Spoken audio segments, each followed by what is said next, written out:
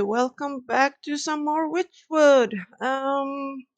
It's been a few days since I played last, so I don't remember quite where we are in the story. Seems like I'm supposed to go back to the Ram. I did a lot of offline or the stuff on my own. Not the really story wise, but getting ingredients and getting a lot of stuff I needed to progress the story. So let's just continue on. Let's see if I can remember the button.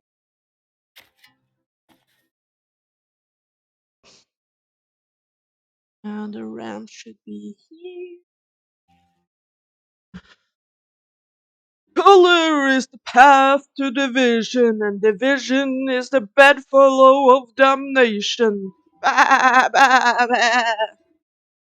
You twist the length of your multicolored thread into a makeshift lasso. The shifting colors make the thread appear to be alive. Yeah, that's one of the things I needed. I needed to do a lot of like side stuff to get everything I needed to make a yarn that we're supposed to use on the ram. What nonsense! I'll just loop my magic yarn around each of these sheep and show them the world is more than black and white. Uh,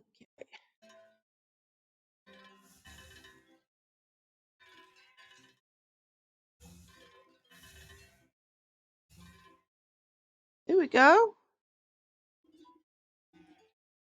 Stopping in the middle of his sermon, the ram notices that his flock is no longer paying attention to him. The flock turns away from the ram's ravings, fully enraptured by the colorful thread. Hey, what are you fools doing? This is the black sheep's work? Wow, we just assumed it was ugly because the ram said so. No, you idiots, it's wrong. Have you forgotten everything I've taught you? Ah, look at these wild colors. I never knew wool could be so neat. Stop looking at the colors. Amongst the commotion, the voice of the black sheep pipes up. Oh, thank you. I'm so glad that you all appreciate my handiwork. Are you kidding? This is the most amazing wool we've ever seen. Where can we get some more? Stop, listen to me. Oh, wow, look at all these customers. We need to get the shop of yours up and running again. You're right. Oh my, this is all so overwhelming. Looks like it's time to roll up my sleeves and go back to work. Does that mean you'll reopen your wool shop?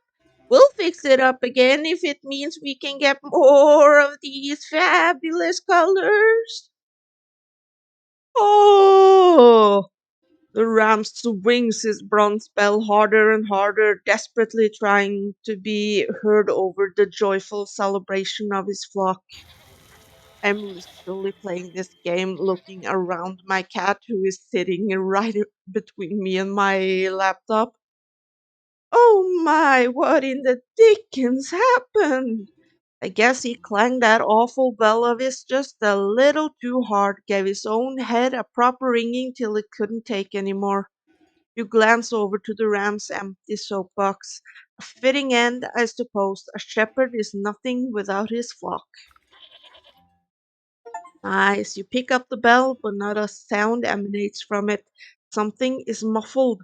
You turn it over to look inside and find that the metal clanger is covered in a familiar, bristly white wool, the soul of the ram. Nice, nice, nice. Okay. There we go. The cat in the market, the rat in the graveyard, and the fishing box. I think I'll do the graveyard next because I did a lot of stuff to be able to get to the mansion,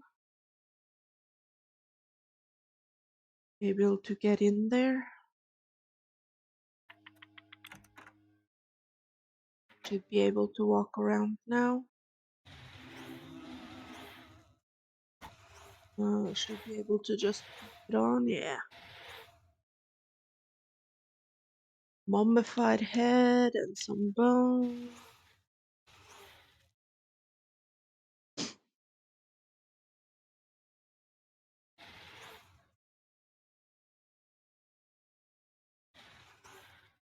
Here, let's go upstairs then.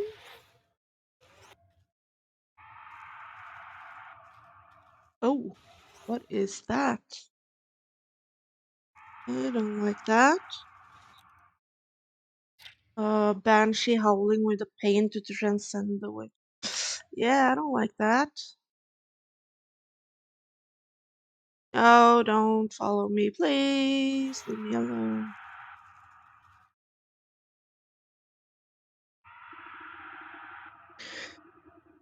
Hey, come to taunt me as well. Taunt you? I come to find out why you're throwing such a tantrum. You raised the dead with your wailing. Ah. The wraith's jaw drops to her collarbone, howling as her ghostly arms reach for you. You quickly raise the ghost lamp high, bathing the room in cold light. The spirit recoils away, covering her eyes with translucent hands. Ah, it burns! Why do you torment me so?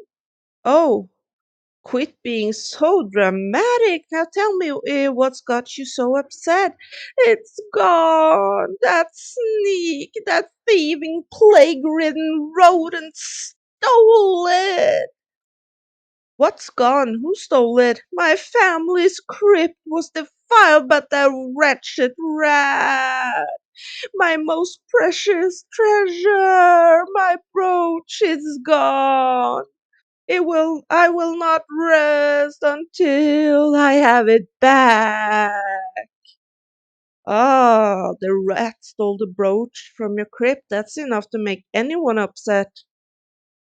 Yes, it was stolen, ripped from my breast.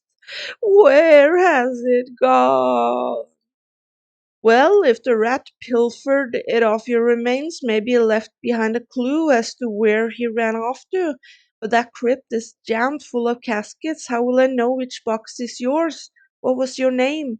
I do not remember. Who was I? Everything is clouded by my suffering. Well, this was your house, right? There must be some relics in here that can point me in the right direction.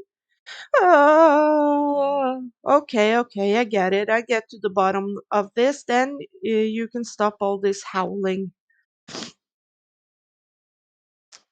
Okay. Hmm, there we go. This corroded picture frame has almost completely deteriorated. You can barely make out ghostly figures sitting together on the rotten canvas. A shame. Time has almost forgotten this family. Maybe I can restore just this little piece of them.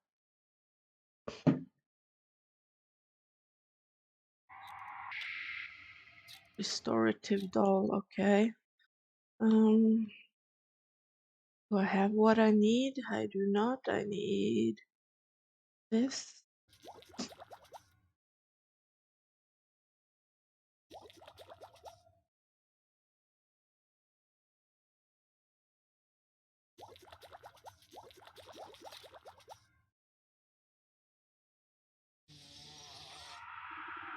Color and light flood back into the faded painting to reveal a content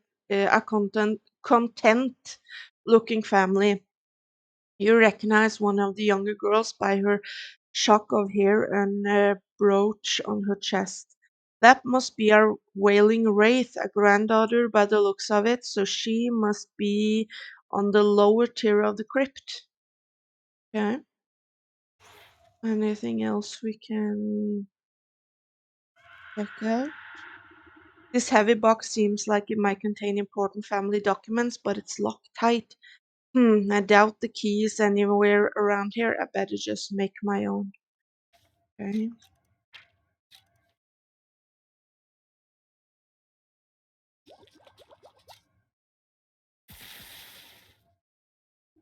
You crack open the chest to find a collection of moldy papers and bills, but a heavy book at the bottom looks promising. In the cracked leather bound tome, you browse through long forgotten obituaries, and we mourn her death, the third of her siblings to pass. Much beloved, she will long be remembered by her beautiful singing voice and tireless pursuit of justice. Sounds like our Banshee, the third to die. That will mean that her casket will be the third one in her row. Okay, let's keep looking around.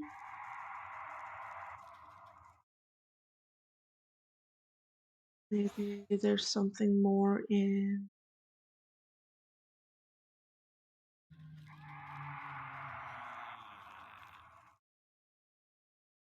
No,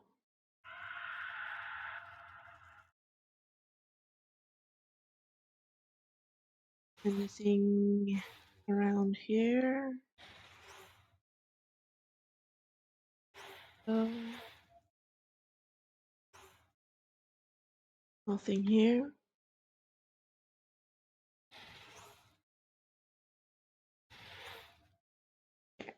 So we should have what we need then, I think.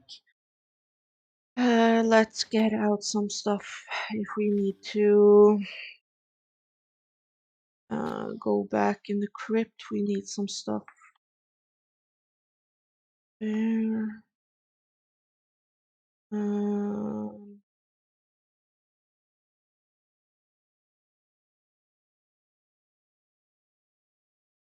let's maybe make one more. We can. Also for the spiders down there. Okay. So she should be on the last row and the third in the row.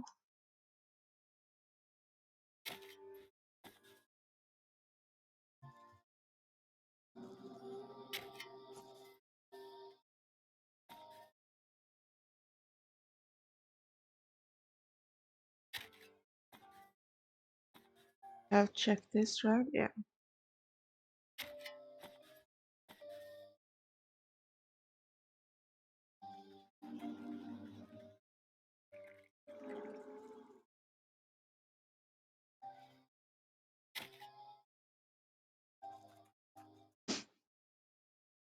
So it should be here. Get those ready.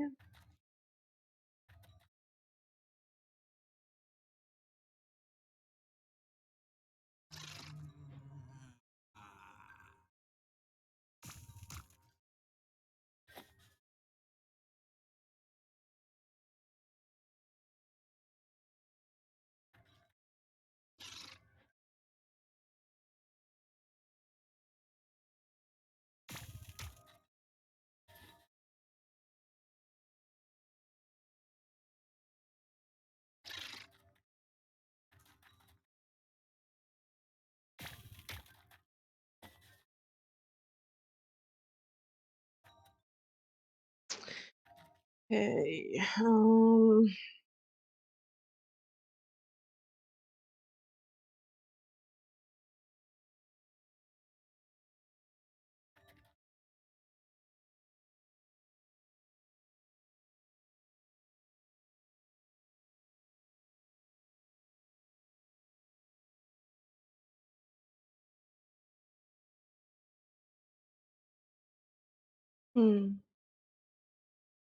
Is she down here then? Crap.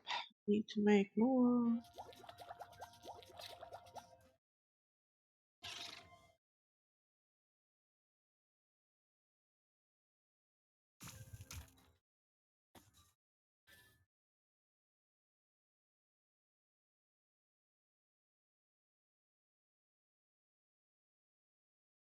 Hmm.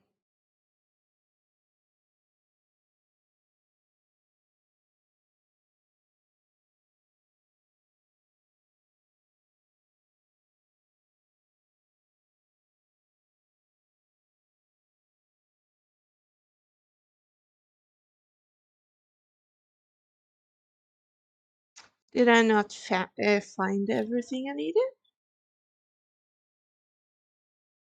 I guess not, huh? Guess I need to go back to the house then. Huh. Weird. Thought I found everything. Hmm.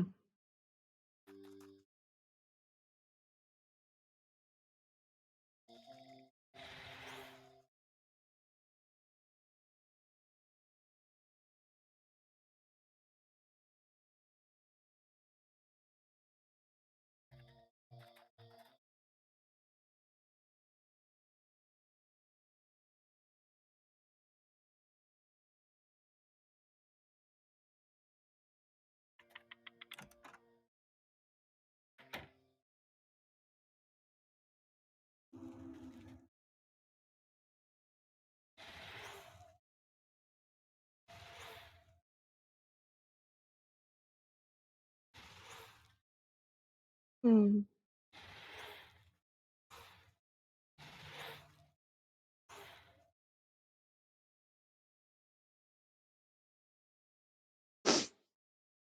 But I found all the clues. Oh, there. Okay. This embossed shield looks like it might be a coat of arms, but the face is so badly encrusted with patina that you can't quite make out what it is. Good cleaning ought to get this looking spick and span.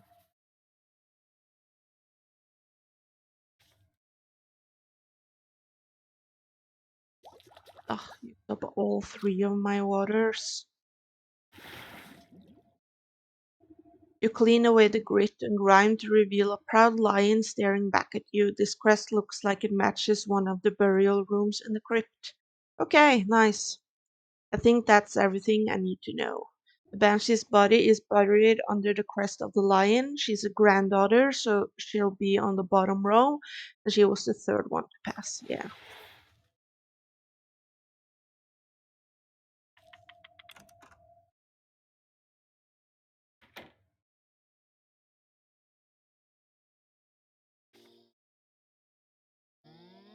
Also get some water as we are gonna walk past. Um, we are gonna walk past that on our way, so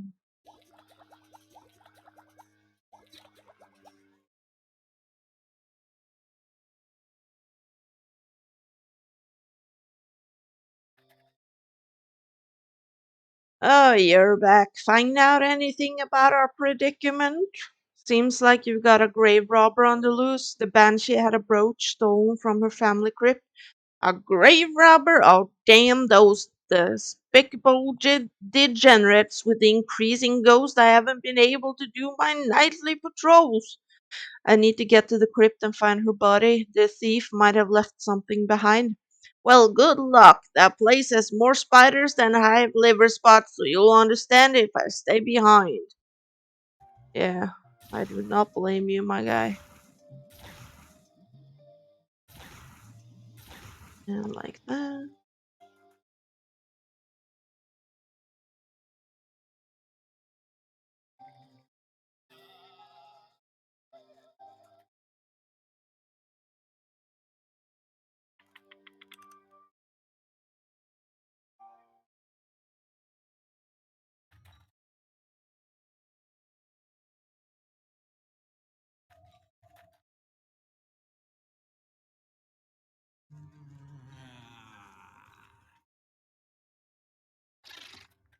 Ugh.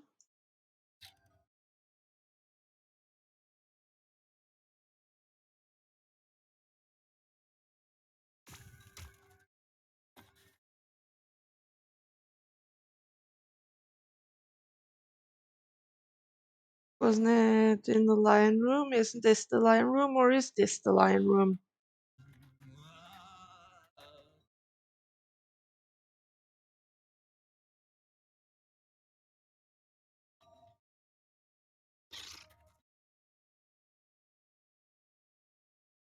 Hmm.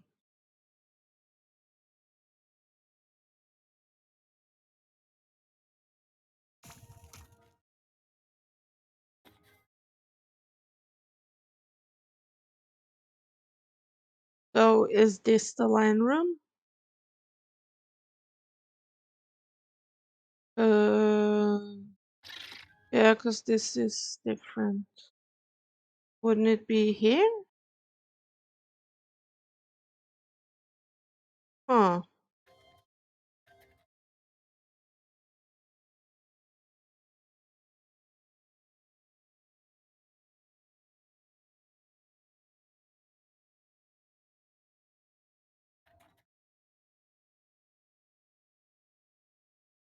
Weird.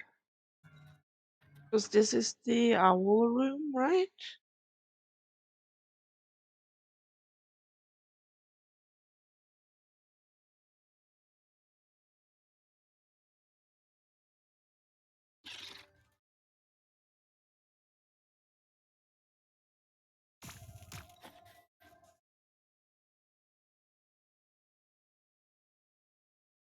Yeah, I don't get it.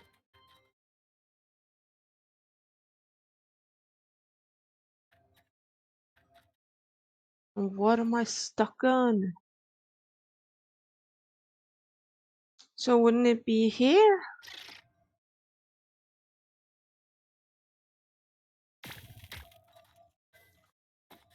And then on a row for grandchildren? And the third one to die, wouldn't it be here? Huh.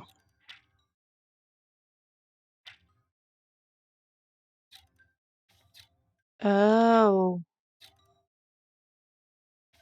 Oh.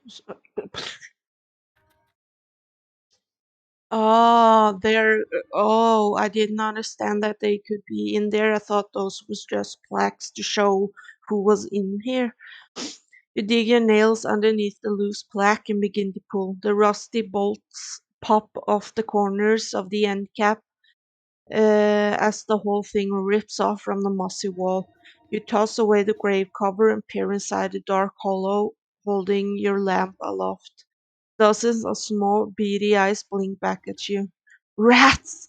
You quickly jump aside as a torrent of vermin come pouring out from the coffin.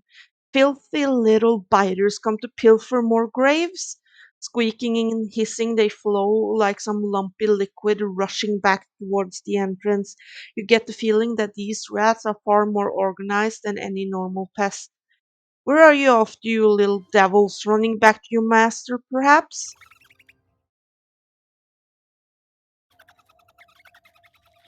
No, no, leave me alone.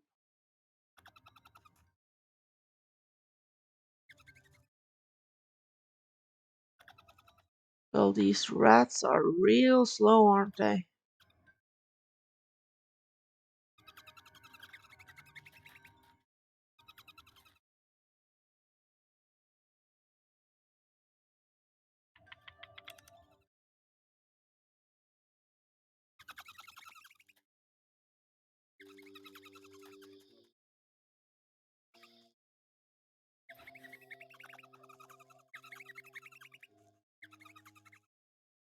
Hmm. You track the swarm of rats into a thorny bramble, their bodies whirling in a verminous mass. This does not have, however, seem to be their permanent nest. If you could only flush them out, perhaps they could flee to their true source. A good spork ought to set this right. Tinder the light can't hide from me, beasts. Nope, I actually have one. Let's see.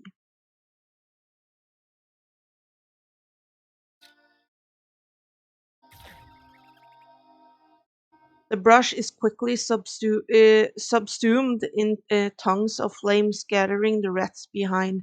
The frenzied rout is not without order, though. In a wave of fur and claws, they scramble through the graveyard towards their next hiding place.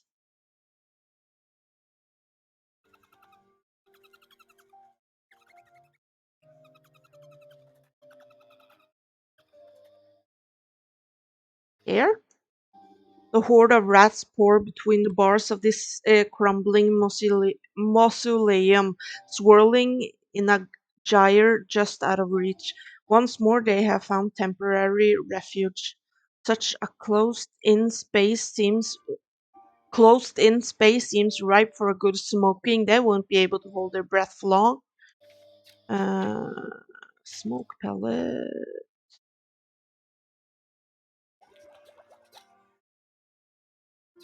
Now we're using everything we've learned basically. The smoke emitting from the pellet is thick and concentrated. Even though they are below the worst of it, the choking fumes are enough to flush the rats out. Once more they rush forth, this time fleeing towards the shadow of the ruined church. Where? Where are you going? Here? The flood of rats squeeze through the bars of a great brass gate and disappear into the ruins of a squat abandoned church.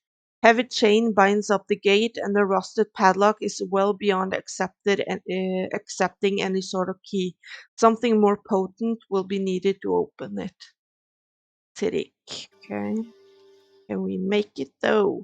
Yes, we can. The iron of the padlock wheezes in protest as it melts away into a blackened goo.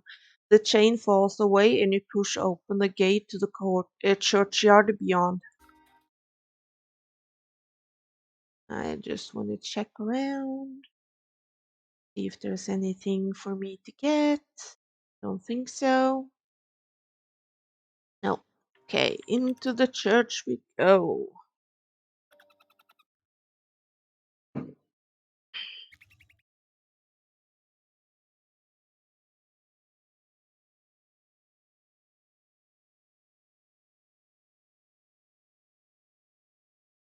You attempt to pick up the candlestick but find it attached to some mechanism inside the altar. A latch flips and you watch a stack of boxes slide aside to reveal a hidden crack in the wall. Nice, okay. I just want to check everywhere because usually there's, yeah, a chest. Ooh, money. Don't really need money for much, but sure. Let's check a little bit more, see if there's any more chests. No? Okay. Oh, I see one. Yes. Please. Let's confront the rat.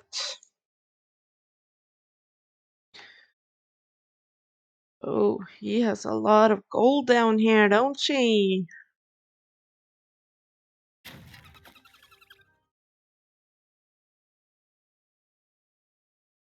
Just looking around before we confront him.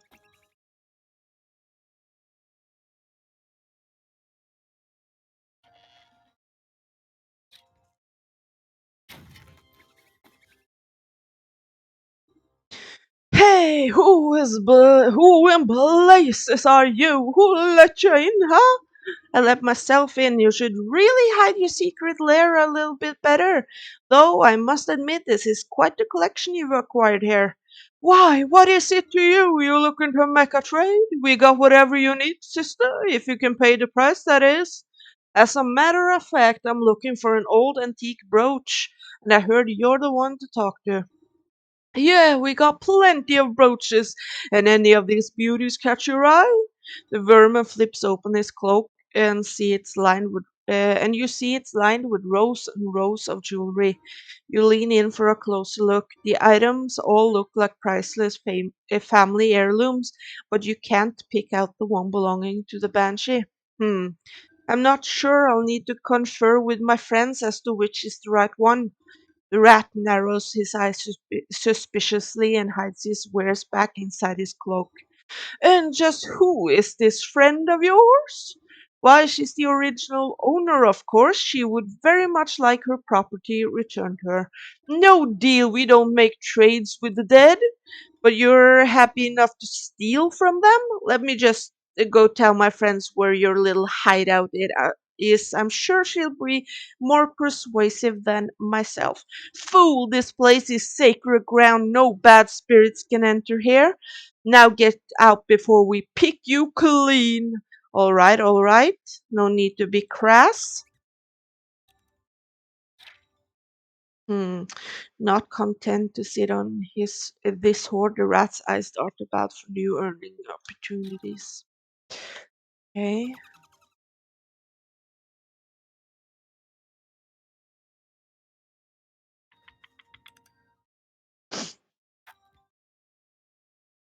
No spirits may cross the threshold, eh? Well then, I'll just have to invite one in myself.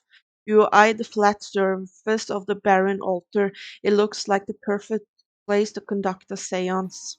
Ooh. Spirit board.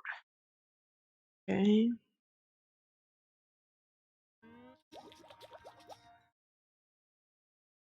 Nice.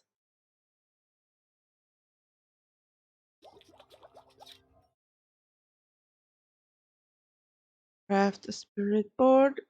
Did and done. Where do we use it?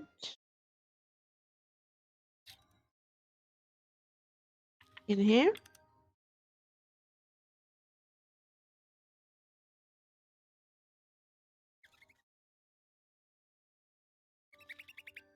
No? How do we use the spirit board?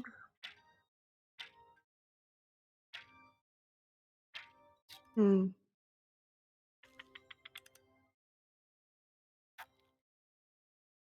It says craft, but I've already done that. Oh, did we do it? Yes.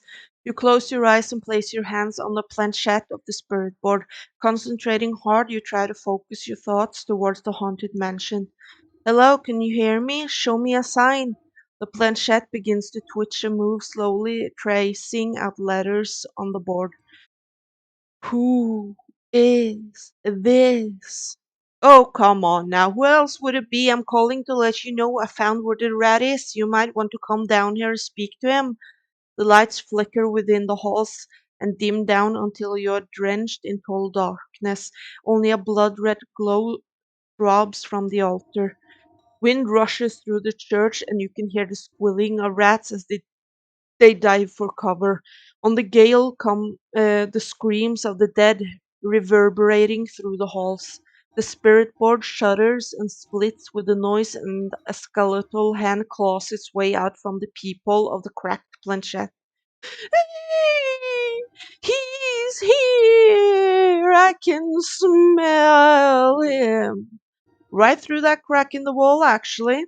The vengeful spirit howls and flies straight through your body as she sweeps down into the rat's hideout. Bro, that's chilly. Wait for me, I need to see how this ends.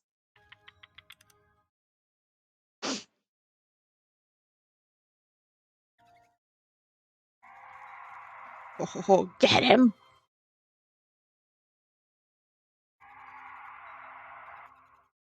Get him!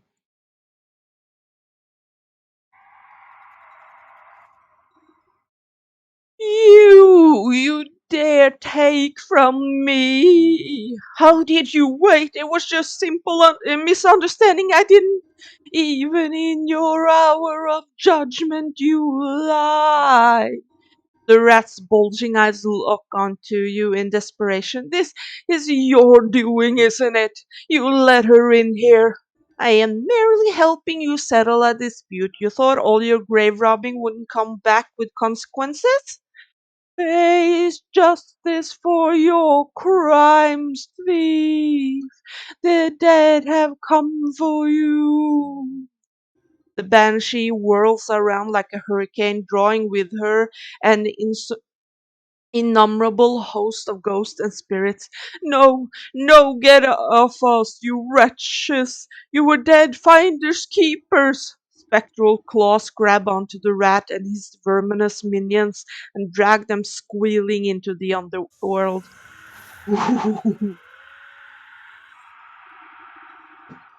With the crack of thunder, the howling wind evaporates. Not a single rat remains. A calm falls over the banshee and she reaches down and picks up one of the scattered brooches left on the floor. My my brooch, it's back, it's safe. I can finally sleep. She clutches the treasure to her breast and looks at you with a final crooked smile before fading away in a glimmer of ghostly smoke. In the eerie silence of the cave, you see something squirming in the debris. Ugh, gross. You brushed aside some pilfered treasure and uncover a writhing mass of pink rat tails tangled together like worms. Ew, look like they got all knotted up trying to escape. The soul of the rat. Nice. Quest complete. I'm just gonna get. Or are they no longer here? Nope, they aren't. Rat nests. Okay, well, then we have the cat in the market and the fish in the docks. I think I want to go to the docks because I cleared a lot of stuff to be able to continue on with the story there as well. So let's go see how the gravekeeper is doing.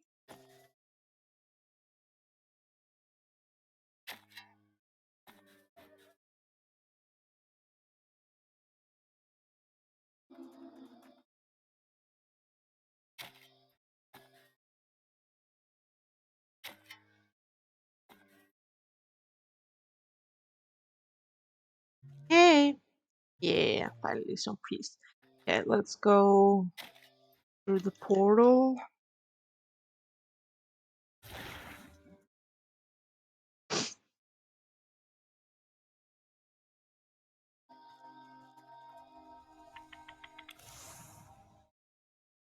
And let's go to the docks.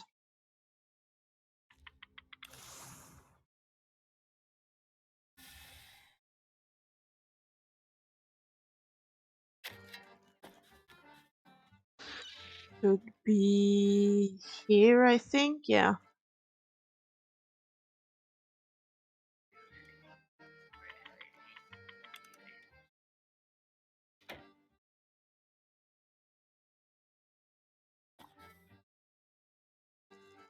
Anything for me to get?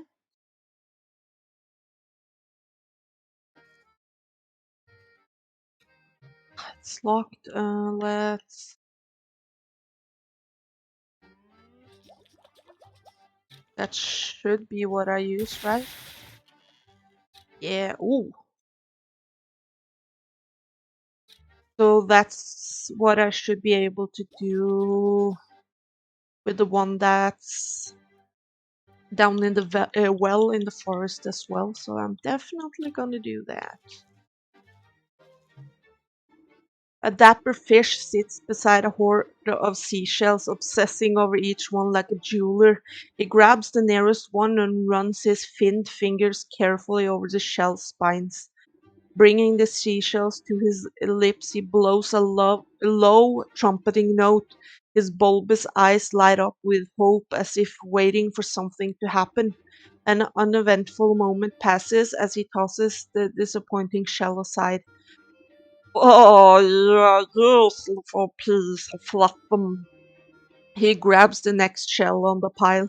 This gotta be this one. I'm looking for the captain of this ship. The fish's eyes swivel at you suspiciously. Are you daft? Can't you see my big head? I am the captain.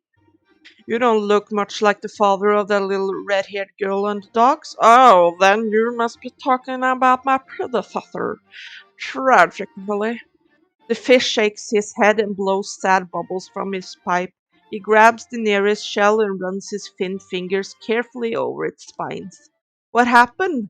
Poor bloke went overboard during a nasty typhoon. He tried to fish him out of the drink, but I'm afraid to say he is with old Davy Jones now.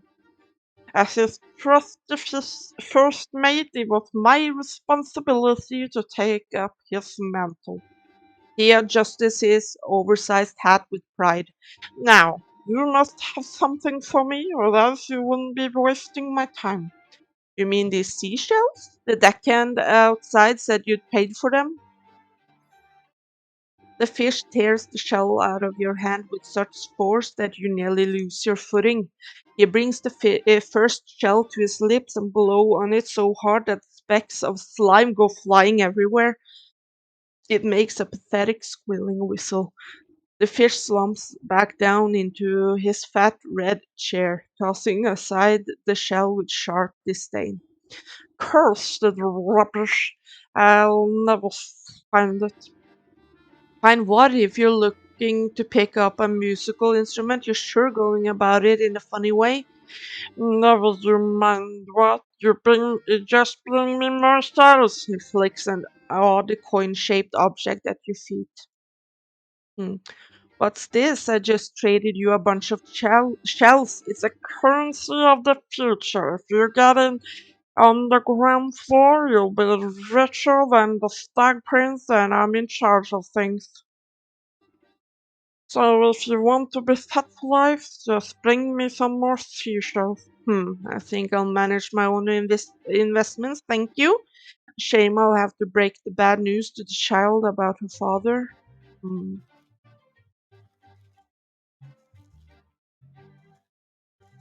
Okay.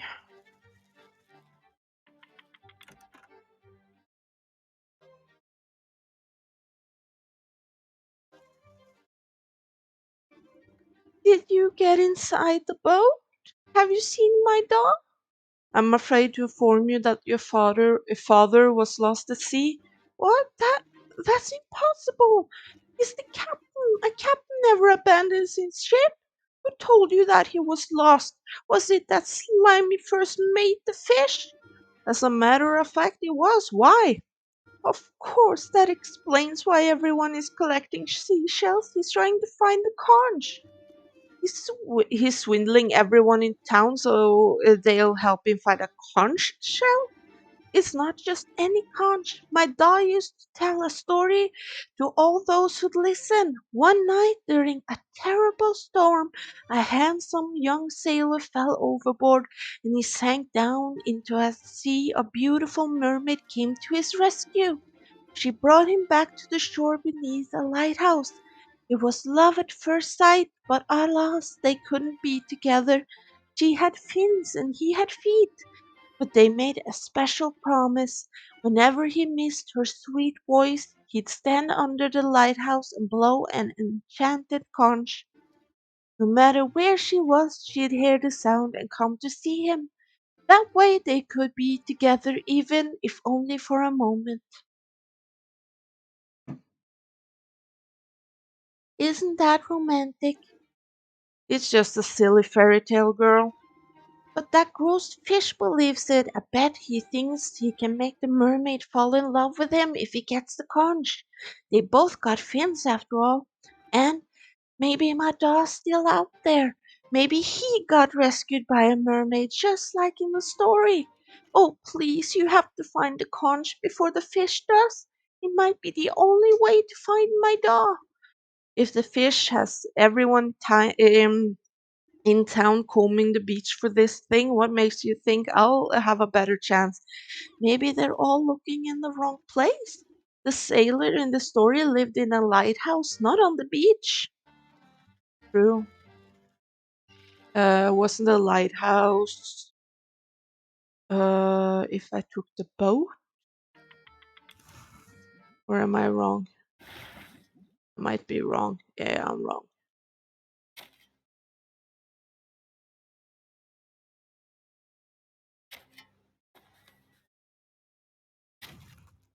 Let's just collect a few things and then be on our way again.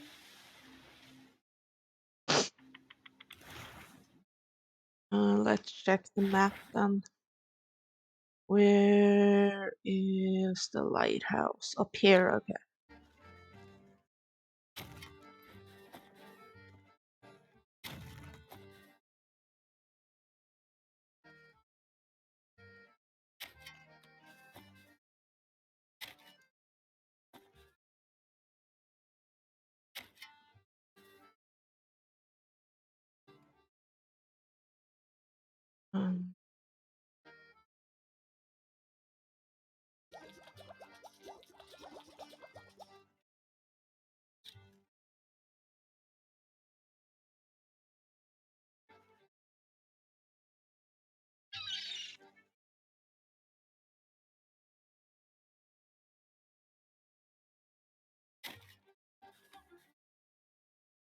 Was it here?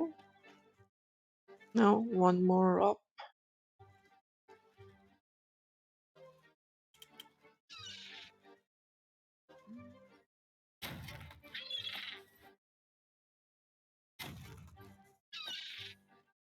Just in case we need the stuff.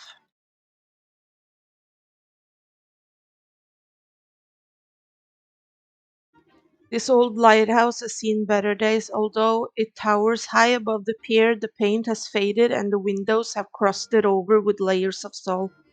The door refuses to budge. Growth of barnacles and coral seem to have sealed it shut. You put your ear to the keyhole and hear the unmistakable roar of the ocean inside. With your face close to the door, you spot words carved into the weathered wood, lengthy babbling prose about love, loss, and the sea.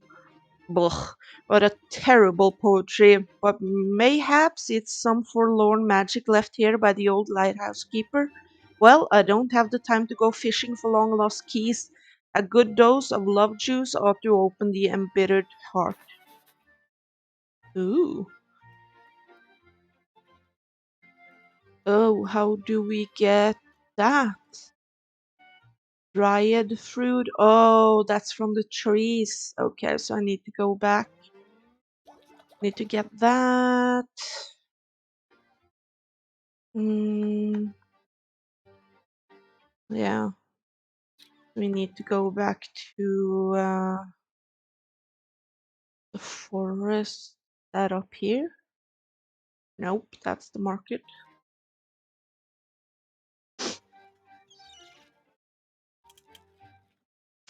And if we are supposed to get the dryads, we need to make these.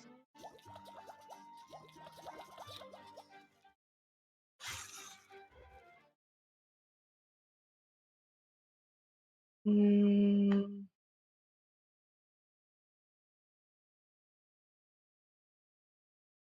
Oh, how did I not see this before? Huh.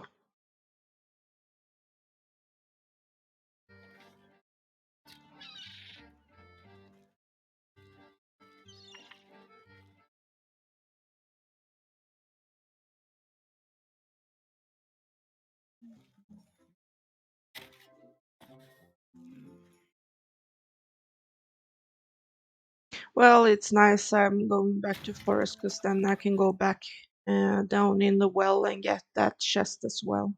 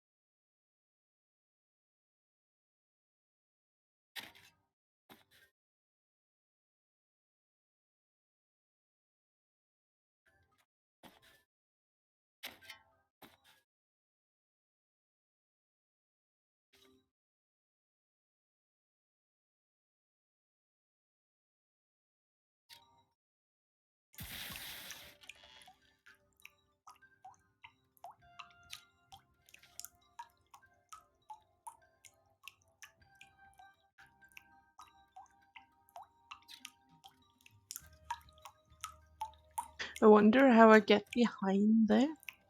Huh. Must be another well I can go down. But I don't think I've found that. I don't think.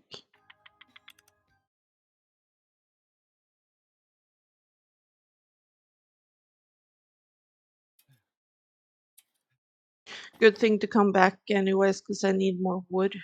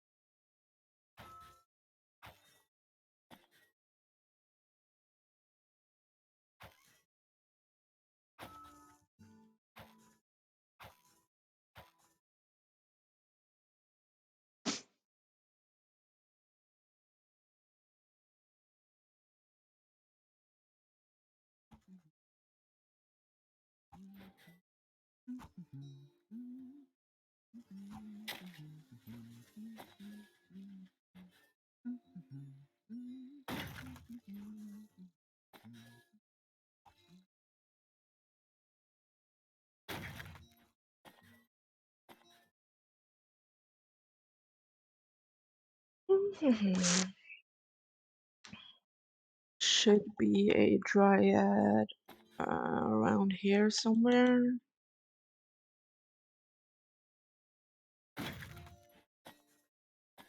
And then higher up on the other side as well. Um, no, this is the wrong area. Higher up. Um, Behind here, I think.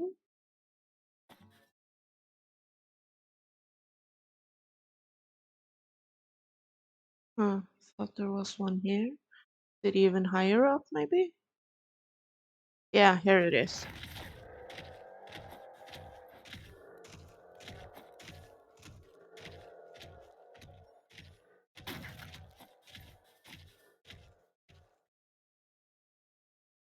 Should be another one as well.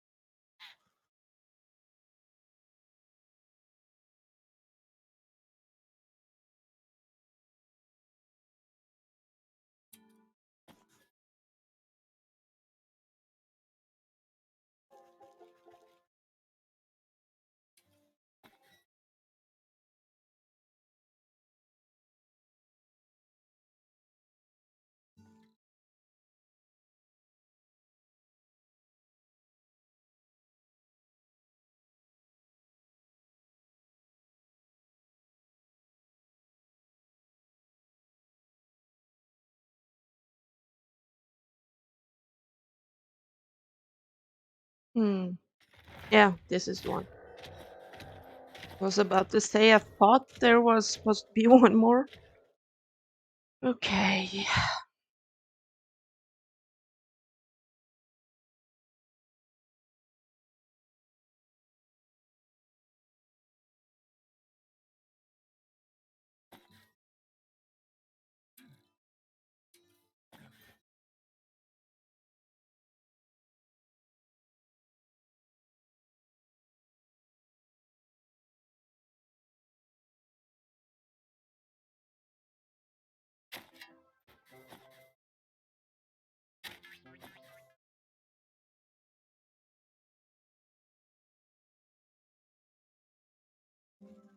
Because I can't go.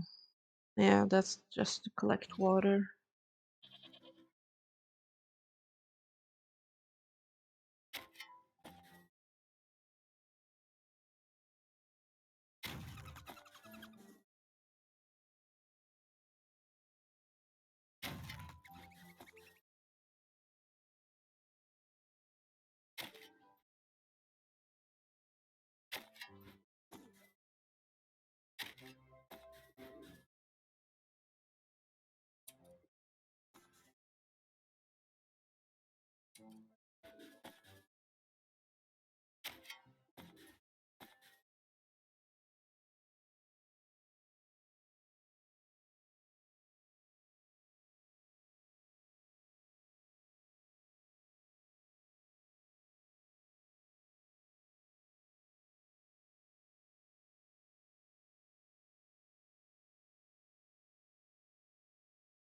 Here we go.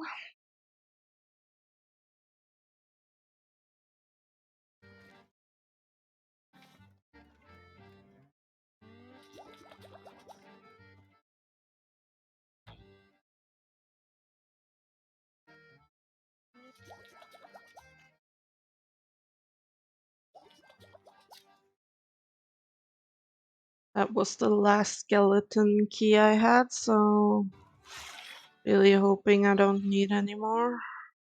Because then I need to go back to the cemetery.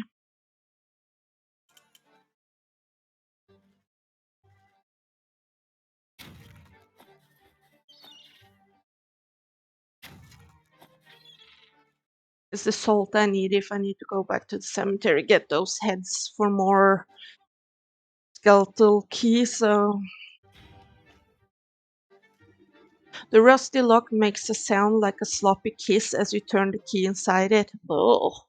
Bubbling and creaking, the aged metal hinges protest as years of grime dissolve away. The wooden door swings open to reveal a wall of emerald seawater. You can see fish swimming about inside, but not a drop crosses the threshold. Oh my, the entire lighthouse must be filled up like a bottle. You prod the salty aperture with your finger, sending ripples along the surface. Then, as if you pulled a stopper from the tub, the water begins to drain. Slowly at first, but quickly building ferocious speed, the waves cascade around you. You catch notes of a trumpeting sound droning above the crashing swells. The music turns to a soft whisper as the last of the flood is sucked away, leaving the inside of the lighthouse damp and encrusted with stranded sea life. You bend down to examine the source of the drainage. A golden conch shell is wedged between the waterlogged floorboards. You put the conch to your ear. It sounds as if an entire ocean is contained within. Ah, what a marvel! I wonder if the mermaid will still answer its call after all this time. The child's story said to blow it out of the water under the lighthouse.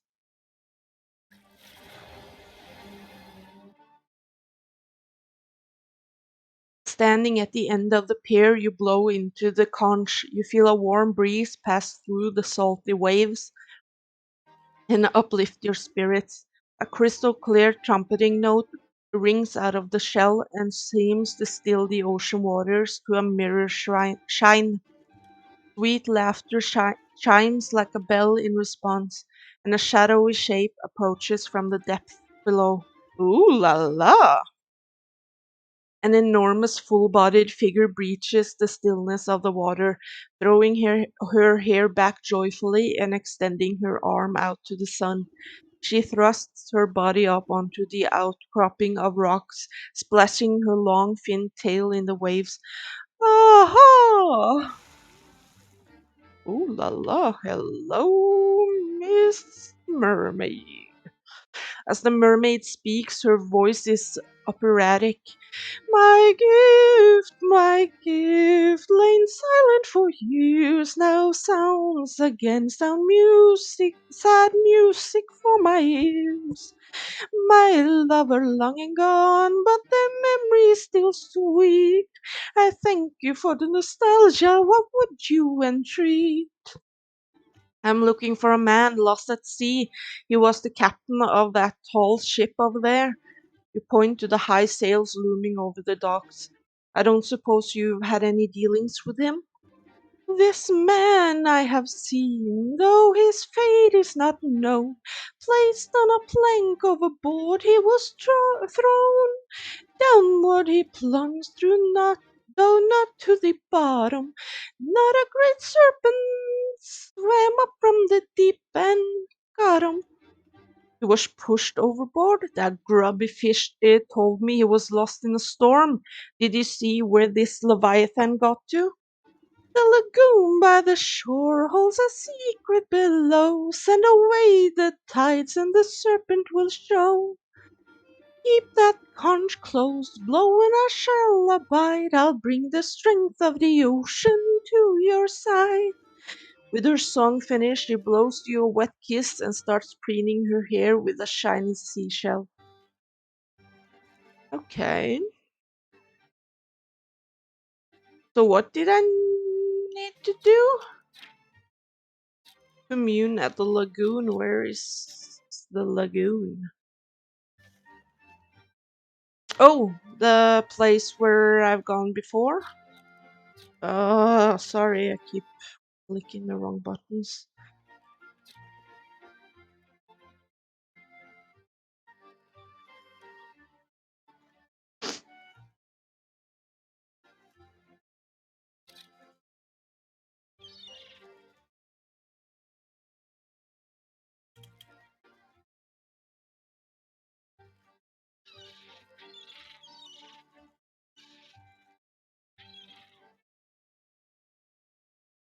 God, it's warm. I am sweating, even though I have three fans on in my apartment and an air conditioning. Still, it is so.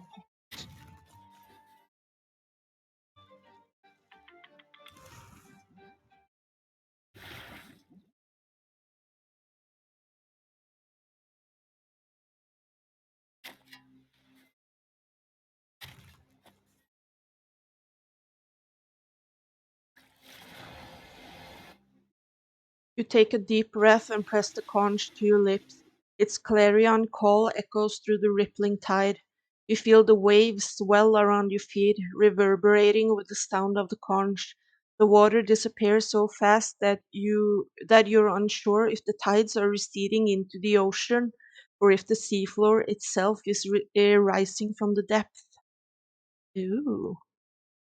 When the waters recede, you look across the island to a yawning cave opening. From within, you sense the steady rhythm of enormous breaths. Ooh,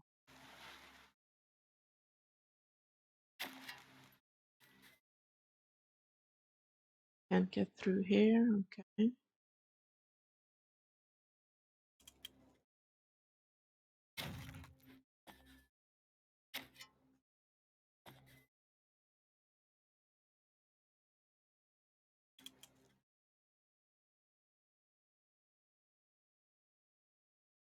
Yes, I should just go inside them. Just wanted to check.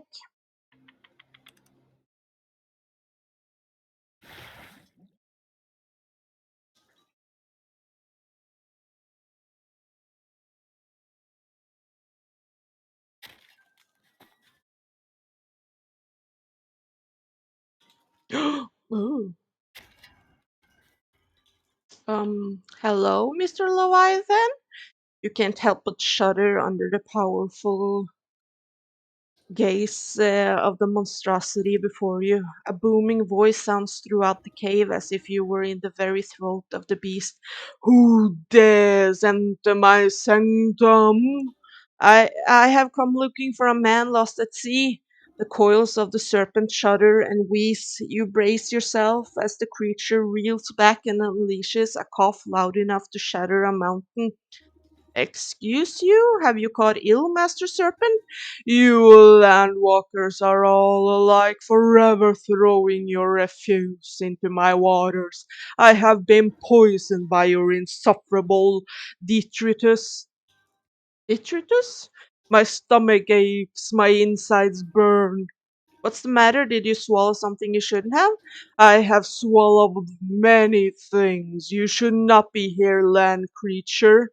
Now, you're not well, and I may be able to help you. Open up that gob of yours and let me take a look inside.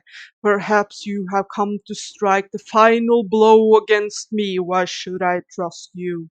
You're being dramatic. I'm not going to hurt you, but if you don't let me take a look inside your belly, this sickness will surely fester. Doubtful, but perhaps I can humor you if you prove that you are a friend of the ocean. Answer me these riddles three, only then will I trust your words, Landwalker. The first of my questions, you pull my waters from the ground to quench your thirst. What manner of beast sits atop the well of your forest? Oh, I think it's a fish. Another question. You may bury your dead in the earth, but there is no escape from the call of the deep. Whose watery gaze watches over your graveyard? Oh, is it a sea serpent? The final question. You landwalkers desire gold over all things, but in front of your banking house, what creature rules with true happiness? Is it a whale? You have answered incorrect. Oh, dang it. I got all of them correct except that one. Okay, so we got the fish, sea serpent, and then I think it's the clam. Really? It's a seagull? Oh, okay.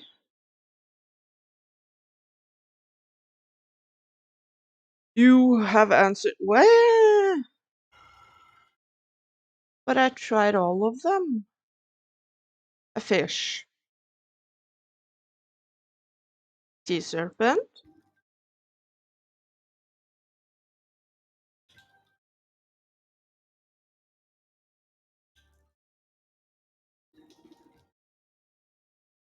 Huh.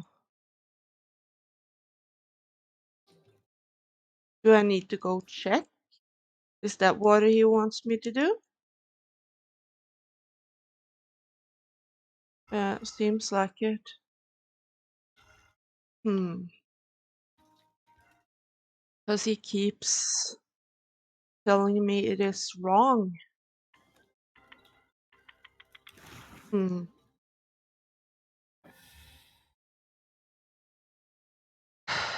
Over the banking.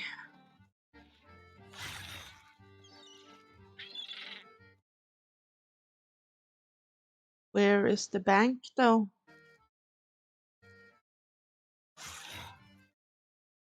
It's not here, right?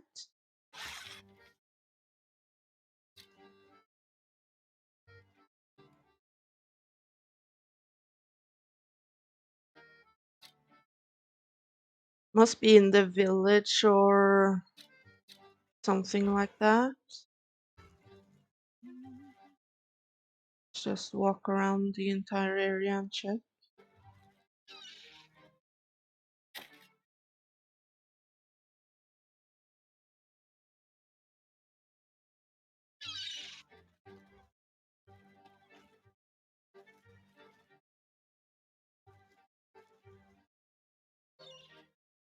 Yeah, must be. Let's go to the market to see. Maybe it's here.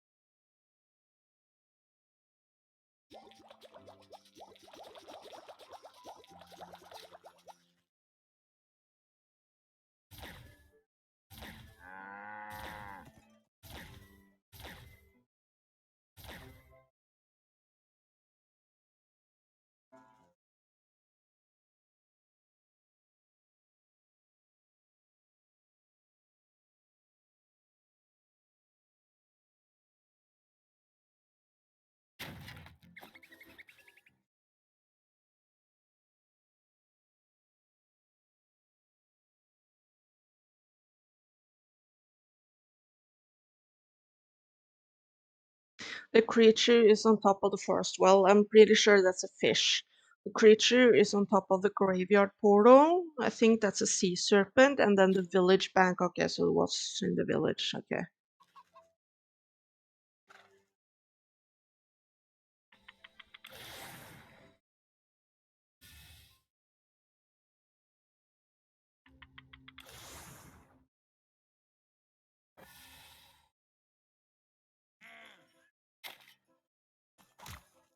You asshole.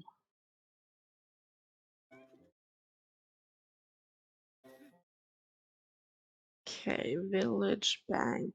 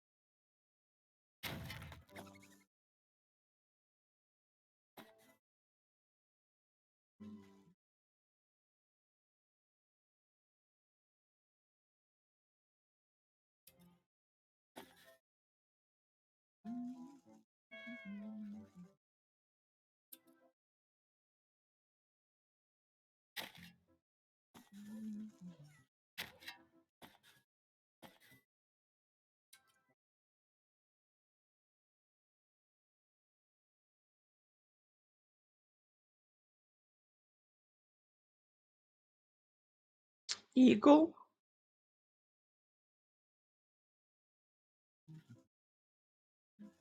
No, it is a whale. So I must have, one of the others must have been wrong then. Hmm.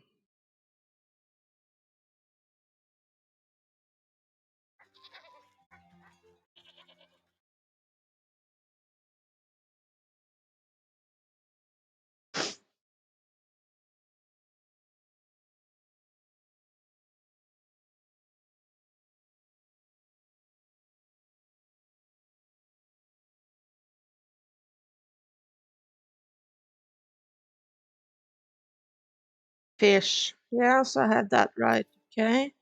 I need to check what's on the graveyard then. So it's fish. Might be a mermaid then. Yeah, it might have been a mermaid.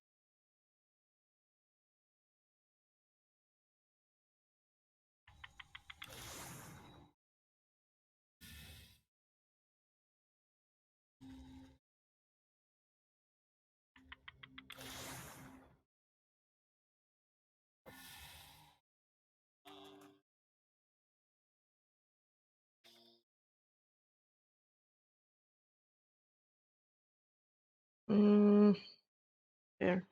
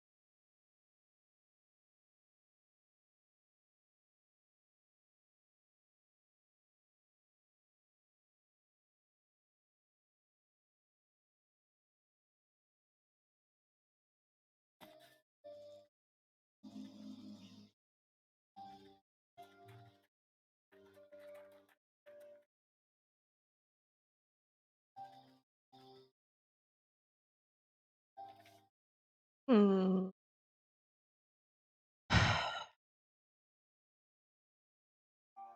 Statue is on top of the graveyard portal. Oh God, I was just there. I thought, for some reason, why did I think there was a arch here? Huh.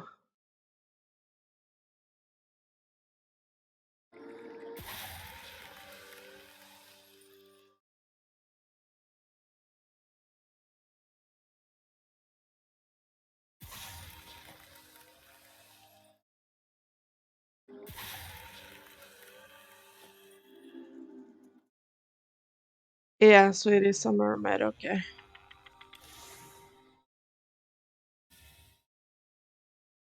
So fish, mermaid,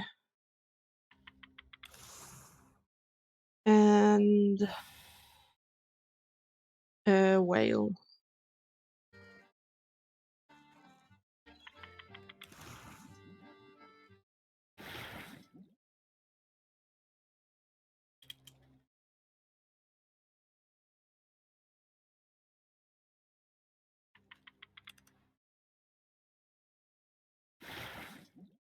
In my head, I saw a like a gate arch with a sea serpent on it for some reason,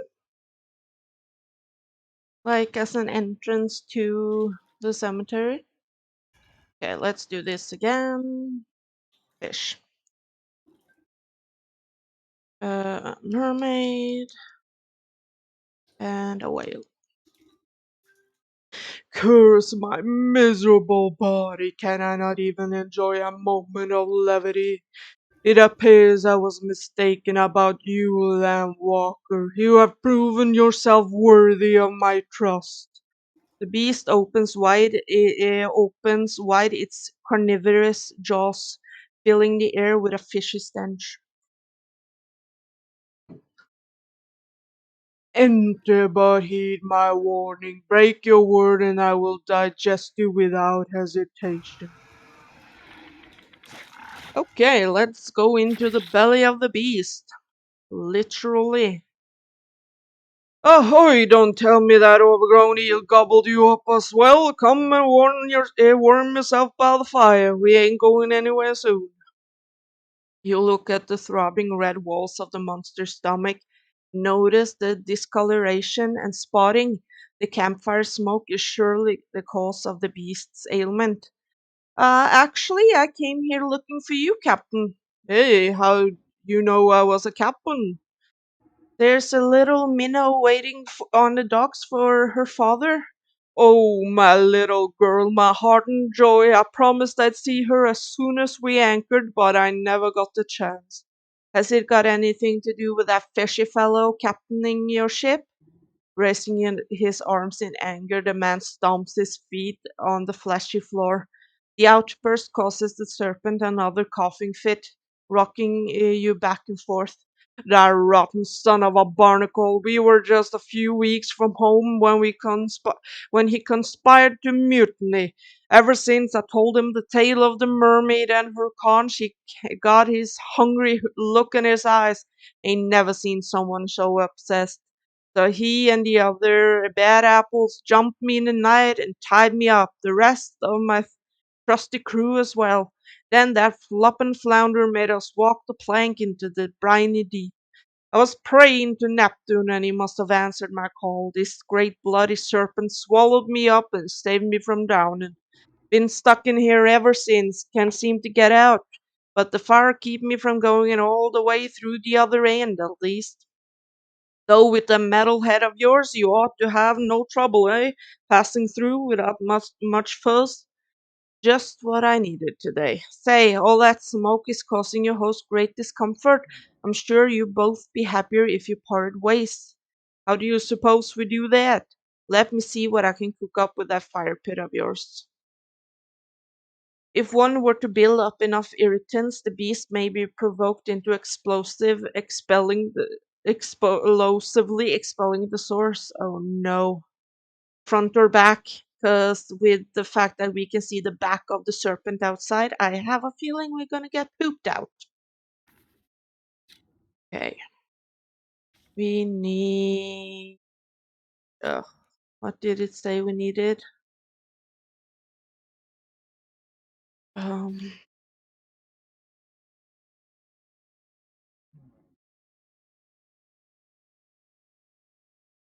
Potion of Blight, Royal Incense. Okay, Potion of Blight.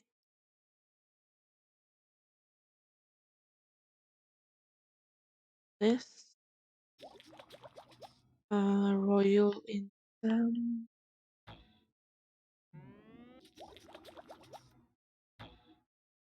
Come on.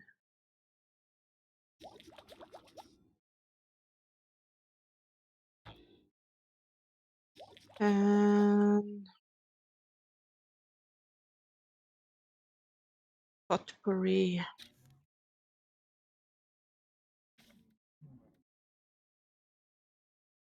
Potpourri, potpourri, potpourri. Where are you, potpourri?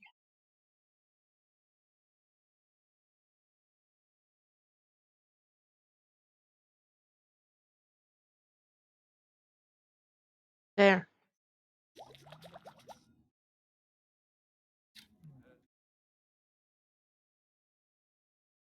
Mm,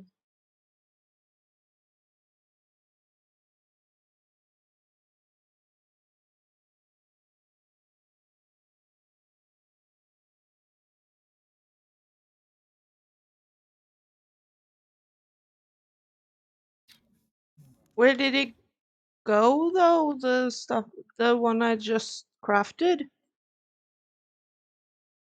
Yes. But where did it go?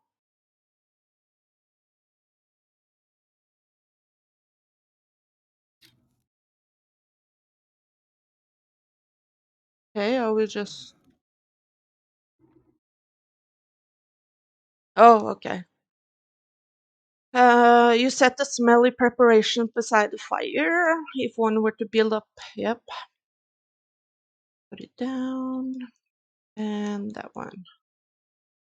You pile the eye-watering ingredients on the campfire and fan the flames. Soon black smoke billows up and fills every nook and cranny with its stinking odor. The captain scratches his nose and stifles a great sneeze. Phew, that's quite a concoction. The serpent will feel more than a tickle in his throat. You feel a deep rumbling through the fleshy floor. Get ready to set sail, Captain. We'll be out of here soon enough. You kick up the smoky coals, spreading the aggravating haze until a rumbling quake knocks you onto your backside. Landwalker, what have you? The captain leaps into your arms, and the two of you clutch each other tightly as muscles contract violently beneath your feet. A surging contraction forces you up and out of the serpent's blowhole like a gunshot. You shoot out of the serpent's cavern and clear out over the lagoon. The captain holds you tighter than a life buoy as you sail across the blue sky. I didn't know a sea serpent had a blowhole. The tiny harbor front below grows closer and closer until the hulking mass of a ship rushes up to meet you. With a crash of splintering wood and rushing water, everything goes black.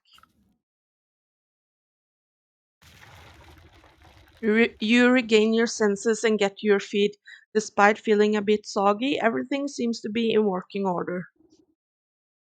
Behind you, the fish's base of operations has been cracked open like an egg. Fishermen are busy rescuing shell shocked sailors from the waters. Oh my, what happened here? You you didn't see it? A great bloody cannonball came rocketing out of the sky and stove in the captain's pride and joy. Poor girl didn't even stand a chance. I've never seen a shot so powerful. I think all hands managed to get clear of the wreckage, though. All hands? What about the fish? The buccaneer wipes a single salty tear from his face. He points to something familiar that has washed up on the nearby shore. You know what they say, the captain always goes down with his ship. Nice. It appears to be the bicorn captain's hat last worn by the fish, waterlogged and shot through with splinters. You reach down to pick it up, but it flops on the sand like some beached sea creature. The soul of the fish. Nice. You find Captain. Oh, I thought that was the child talking. You find the captain and his daughter in a loving embrace. Oh, I just knew you'd come back. My sweet little sea star, I'm so sorry I made you wait for so long. Can you ever forgive this old workshop? Nice. Okay, let's go to the market and do the cat. Was hoping to maybe finish this game today, but we'll see. Depends on how long the cat takes, because I need some food soon.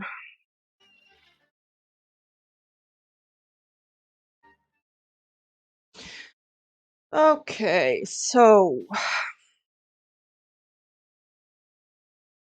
um, speak to the Chandlers. Okay, so we need to speak to different people.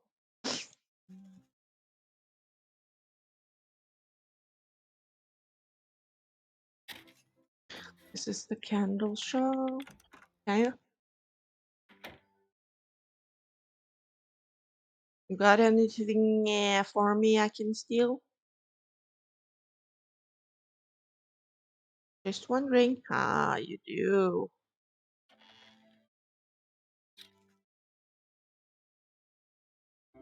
That insufferable baker! I'll tear his nose off next time I see him. Settle down, Master Chandler. You're being duped by a prankster. Pah! A prankster? It was that baker, I'm sure of it. I don't see no evidence to the contrary. You want evidence, eh? I bet there's a clue around here that will unveil the real truth. Get some evidence or get out. Okay. Search the candle shop for clues. Okay.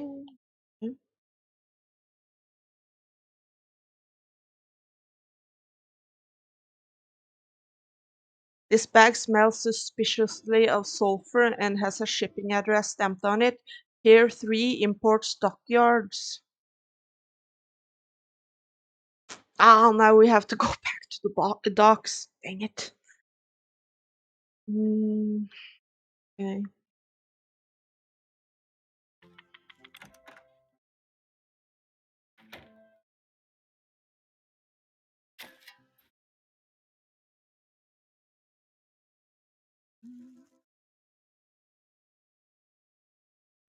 Pier 3. Okay.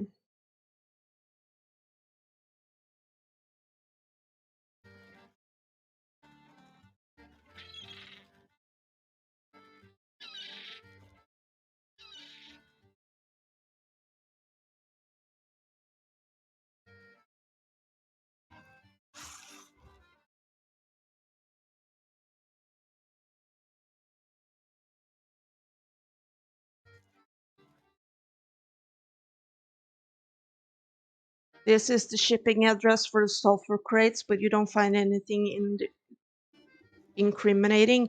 You do, however, spot something wedged between the watery piles of the pier. Something must have gotten knocked off the docks or was purposely disposed of. Let's reel it up and take a look-see. You fish out an empty sulfur tin with a wad of wet paper stuffed inside. Though the ink is running, you can still make out the loopy handwriting. Another brilliant strategy by the world's most brilliant strategist. That's me and that cat. If you're reading this, then be sure to write my name down in the history books. This sulfur smells so rotten it will put those candlesticks that Chandler makes right in the trash. You'll think the baker did it when I dust the shop with flour. Well, then, this is the proof of the Chandler is looking for. Evil kitty cat.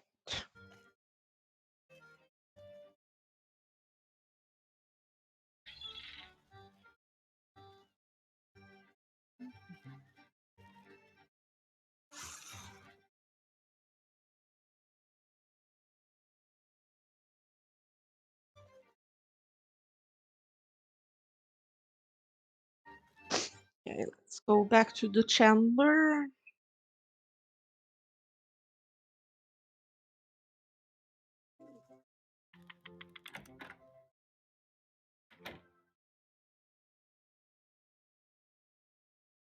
Here you go. Get some evidence or get out. The Chandler's cheeks flush a bright red, stomping and shouting at the cat's confession. Why, that yowling pest, that's my whole livelihood is meddling with. You agree the baker's innocent then? Him? Puh, looks like he didn't have a hand in the horrible crime, though his bread's still stale if you ask me. As long as you three put a stop to this ruckus, maybe we can put an end to this grudge after all. I'll keep my eyes peeled for that darn cat. She won't show her nose around here again, that's for sure. Oh, the cat is a she. Oh, then the voice doesn't really fit, doesn't it?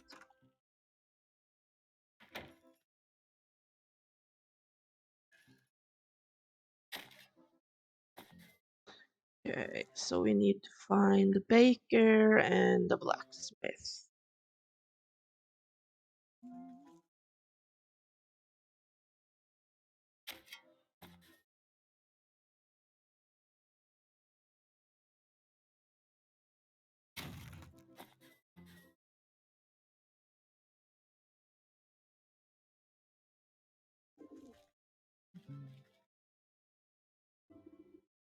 Mm.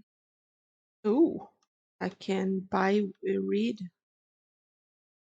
Oh no, a sell read to get. Oh, okay. Not what I wanted, but sure.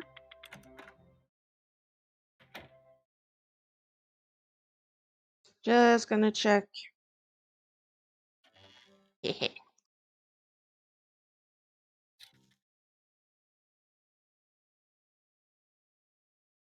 Oh, that old fish blacksmith just grinds my gears. I ought to give him a smack on the brow next time I see him. Master Baker, please settle down. You've been tricked. Ha, I very much doubt that. Only a fool would believe that story without any evidence. Fine, you want evidence? I'll get you some. The true criminal must have left clues around here somewhere. Well, have you got any evidence yet? Not yet. Give me a second. Jeesh.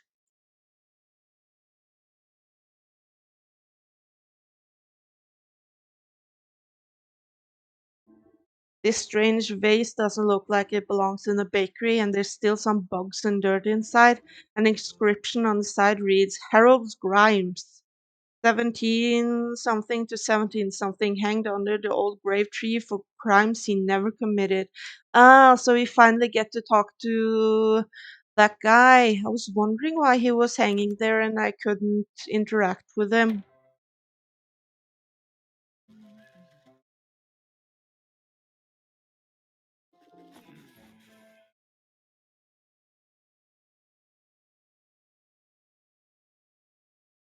Okay, so let's go to the graveyard. Down here. Give me 1 second. I'm just gonna start my oven so I can have some pizza afterwards.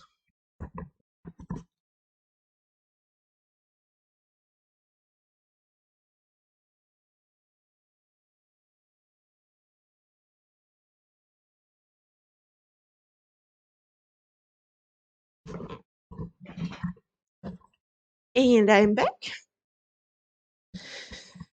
Okay, graveyard time. Let's talk to that guy. Should be up here. Yeah. The crooked fellow peers down at you as if you're someone else coming to make fun of his eternal predicament. You spot a piece of paper floating inside his translucent body. What you got there? Don't suppose I can convince you to cough up that paper, can I?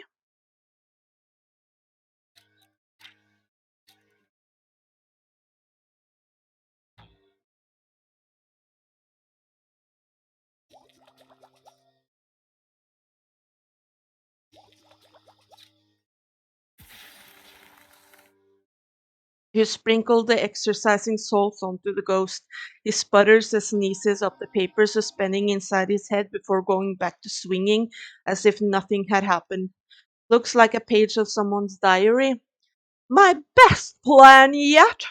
These grave bugs will make the baker's buns taste like embalmed eclairs. I'll just dump the dirt out in this stupid urn to carry them. This should be proof enough to convince the baker who the real culprit was.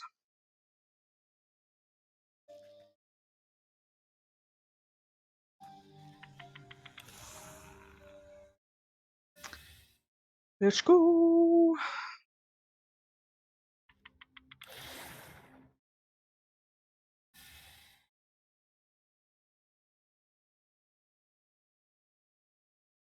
Give this to the baker, and then it's blacksmith time.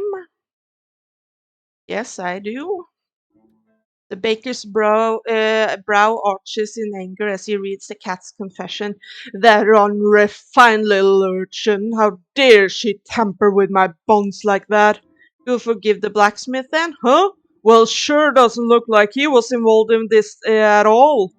Splendid! If you three can get along long enough, we can bring the real culprit to justice. Okay, blacksmith next. Where would he be? Up here, maybe? No? Oh, Mr. Blacksmith.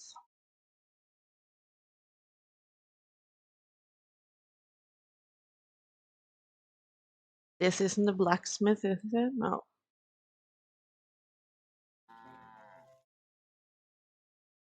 Mm,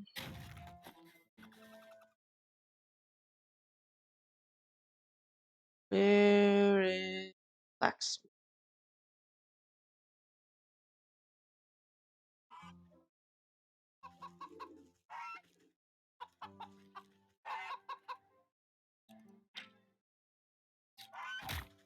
Ouch, you bitch.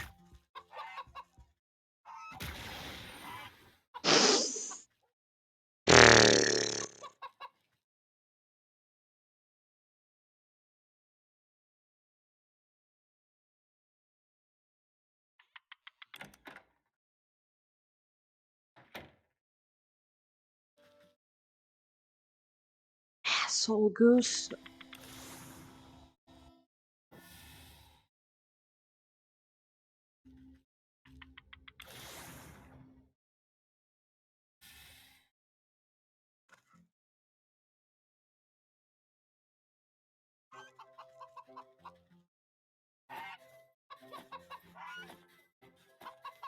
No, you go away, you. Here he is.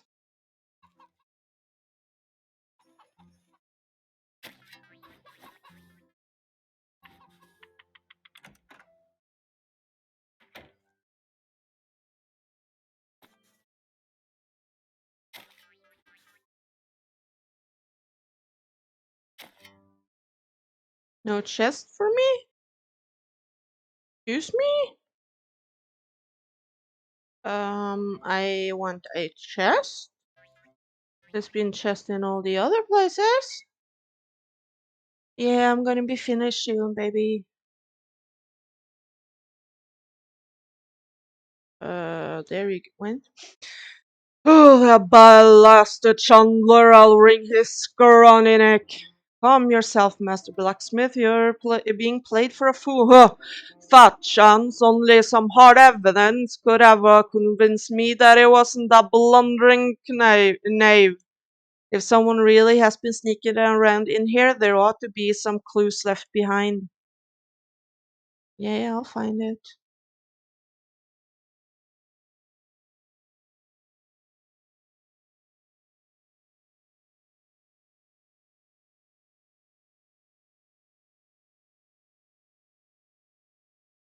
Some fireworks. Tag on the firework reached property of Town Watch. If lost, please return to the village gallows. Okay.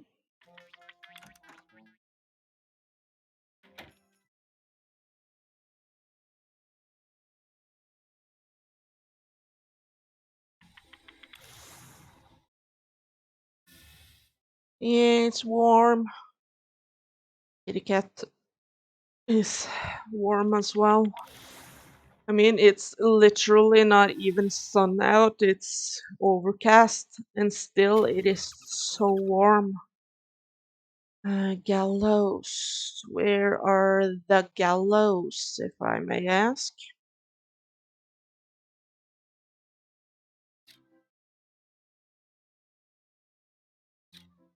There?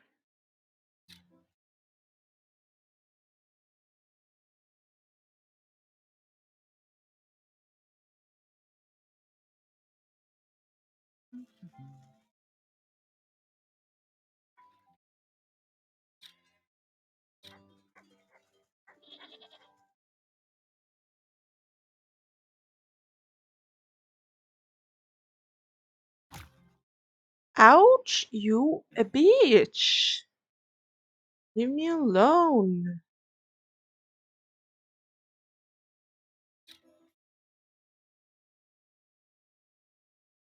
Oh, gallows. Oh, you peer through the slatted planks on the town's gallows. It doesn't look like it's seen much use recently.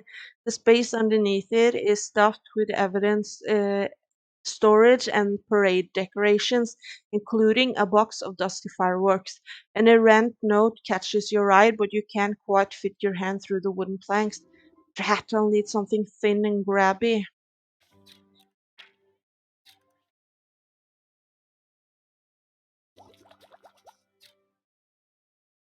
Why didn't you have one already? That's why.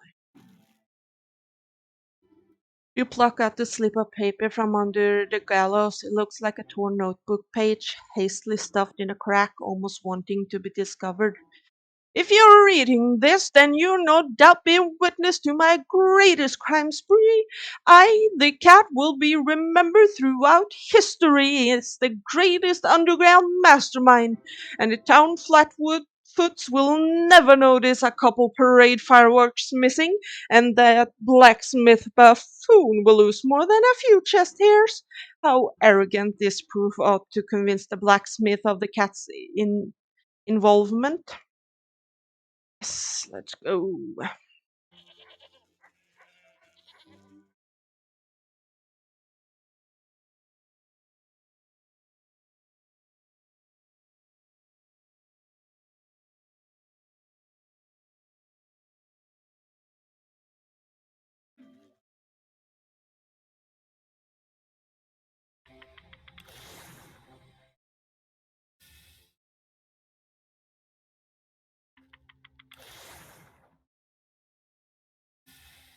Back to the blacksmith.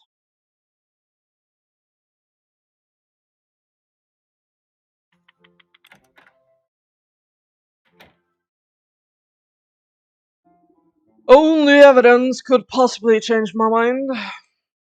The man's beady eyes go wide with anger as he reads through the paper. Why, that good, no good cat. The whole market could have gone up with a ball of fire. I take you I take it you let the chandler off the hook? Sure, sure. Looks like he wasn't involved in this plot, though. I still don't care for his candles much. Excellent. Maybe with the three of you at peace, we can get to the bottom of this. Now that these three fellows have cooled down a bit, I better have a chat with that plump purple pony to figure out the best way to confront this swindler. Let's go talk to the unicorn.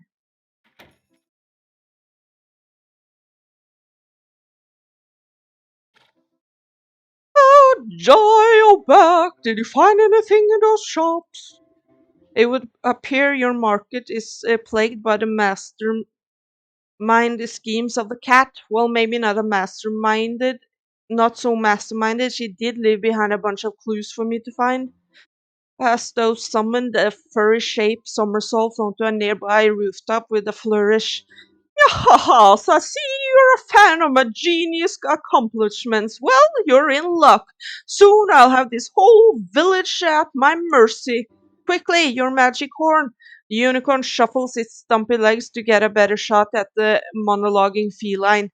With a flick of her tail, the cat disappears, leaving only her voice cackling in the air. What are you, the Cheshire cat? Yeah, you'll have to be faster than that, Slowpokes. Oh no, I'm sorry, I'm not very maneuverable in high pressure situations. Ah, don't fret, we'll just have to make sure she stands still next time. I should be able to concoct a tantalizing kitty treat strong enough to keep her attention. I'll set it up by that big statue there. You just get ready to fire. Okay. Um, where? There.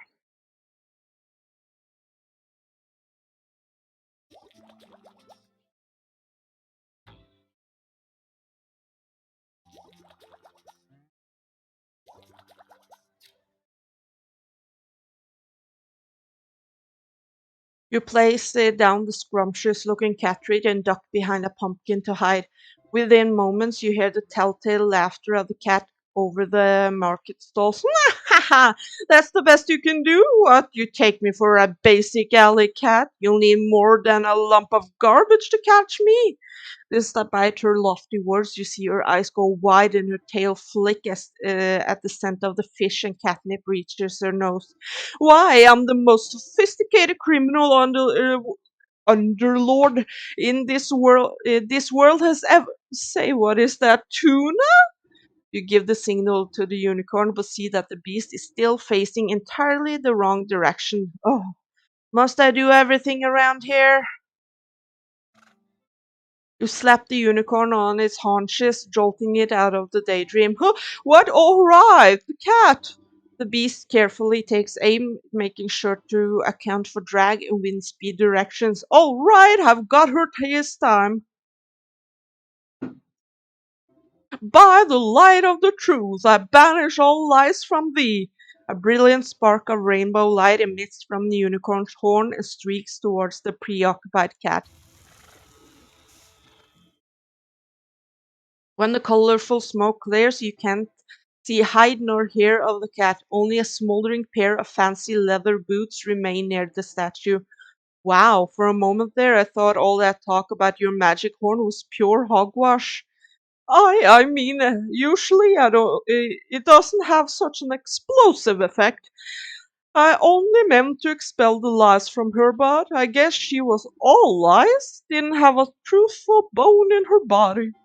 Well, whatever the reason, I suppose she won't be blighting your market any longer. Yes, that's right. I can't wait for life to get back to normal. Thank you for all your help. You glance at one of the cat's boots slumped over on its side. I better go gather her up. You pick up the smoking boots of the cat. A rainbow hue radiates off the leather. They smell strongly of feet and candy. The soul of the cat, though you suspect she may have 8 more lives left. You sense the souls of the fish, cat, rat, and ram pulse with the captive malignancy. The goat will be wanting to take custody of these 4, but best not to keep him waiting. Home we go.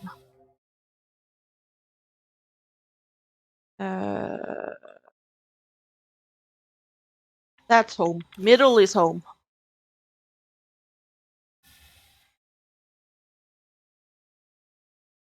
Let's go.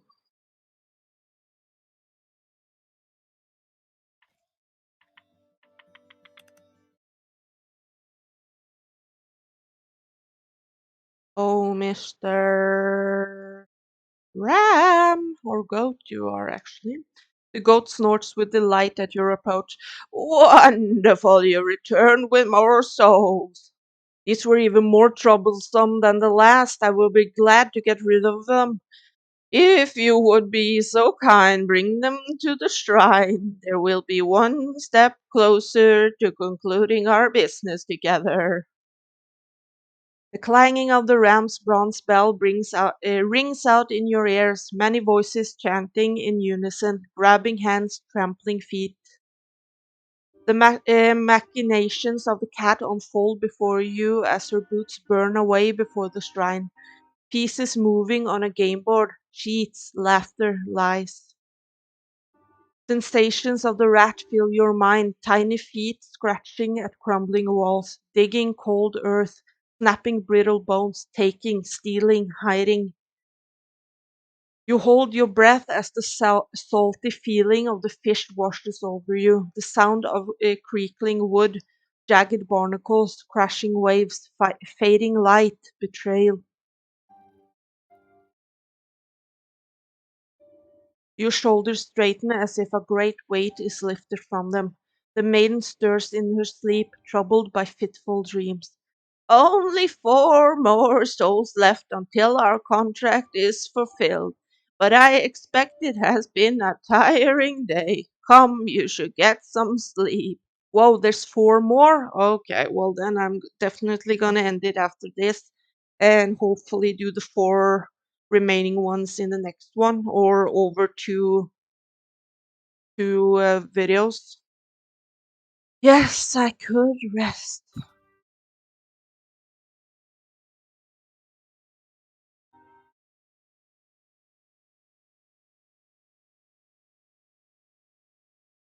Okay, so let's go talk to the goat and see which ones we need next.